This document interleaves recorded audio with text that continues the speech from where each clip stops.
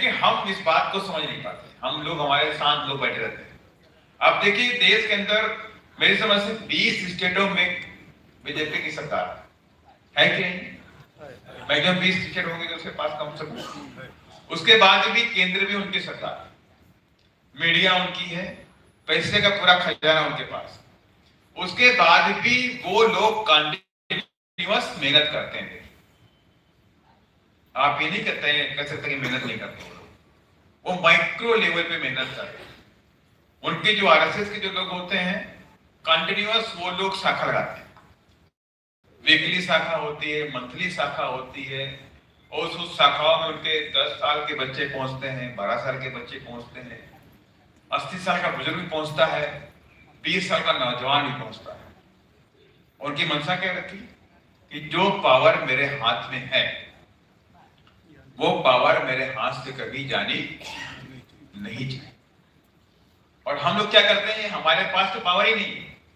हम तो उस सपने को, जो बाबा साहब ने सपना देखा, जो मानव कांतिराम साहब ने सपना देखा, उस सपने को पूरा करने के लिए उसके अकॉर्डिंग उसके आधी भी इफर्ट नहीं कर पाते।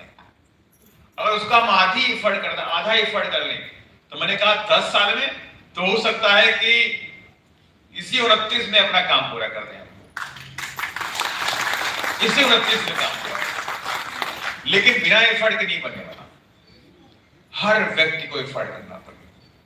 जो देश में जन्मा है, जो खास तौर से बहुजन समाज में जन्मा है, उसे अपने बच्चों के भविष्य को बचाने के लिए, उनको इस देश में गुलामी से बचाने के लिए एफर्ट करना पड़ेगा। अगर आज एफर्ट नहीं करेंगे तो बच्चा गुलाम बनेगा, उसे हम रोक नहीं सकते, आप भी नहीं रोक सकते। जिस देश में जिस तरह से पॉलिटिकल जो क्राइसिस चल रहा है, आपने देखा किस तरह से सांसद तोड़े जाते हैं, सांसद खरीदे जा रहे हैं। क्या मकसद हो सकता है? कभी सोचा आपने क्या उनकी प्लानिंग है? इतने बड़े स्केल पे उनको बहुमत चाहिए, बहुमत के ऊपर वो मेंबर चाहिए, उसके लिए कुछ करना पड़ जाएंगे। आपने देखा किस तरह तोड़ रहे हैं, आपके महाराष्ट्र के टूटे, आपके बंगाल में टूटे, और भी प्लानिंग उनकी है तोड़ने की। उनको 272 का आंकड़ा लेके आना है, क्या प्लानिंग हो सकती है? कभी कभी अंदर से बातें आती हैं कि रिजर्वेशन पे हमला हो सकता है, कभी कभी बातें आती हैं अंदर से कि संविधान पे भी हमला हो सकता है। कुछ ना कुछ तो कर रहे हैं प्लानिंग, और निश्चित तौर से जो भी कर रहे हैं वो बहुजन समाज के खिलाफ करने जा रहे हैं। और बहुजन समाज के खिलाफ होगा तब क्या करेंगे? बयान जी ने तो बोल दिया था कि अगर मेरे संविधान पे खरोच भी आएगी तो मैं शांत नहीं बैठने वाली, चुप नहीं बैठूंगी। संविधान से अगर मेरे खिलवाड़ हुआ तो हम बहुजन समाज के लोग चुप नहीं बैठेंगे। हो सकता है अभी कुछ भी ना करें, अभी चुनाव आने वाला उत्तर प्रदेश का है, आपका उत्तर पंजाब का है, उत्तराखंड का है, गोवा का चुनाव। हो सकता है चुनाव तक कुछ भी ना करें। अगर वो चुनाव में सक्सेस हो गए, उनके मंसूबे मजबूत हो गए, तब फिर आप कुछ नहीं कर सकते, तब हम कुछ नहीं कर सकते। देखिए पावर के सामने कोई टिक नहीं सकता है, आप भी मान लीजिए, भी मान लेते। अगर पावर है तो उसके सामने सबको झुकना ही पड़ता है।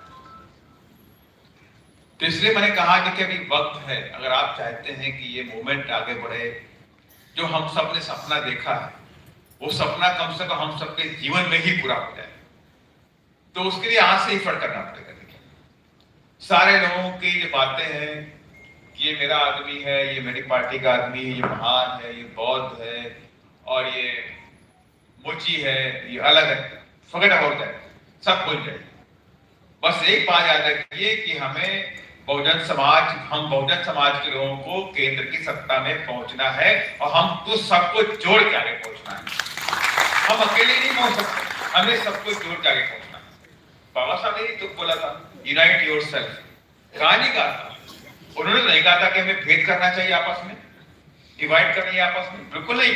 जब तक हम अपने आप को एक नहीं करेंगे तो हम सत्ता में नहीं पहुंच सकते, क्योंकि सत्ता के लिए संख्या बल चाहिए।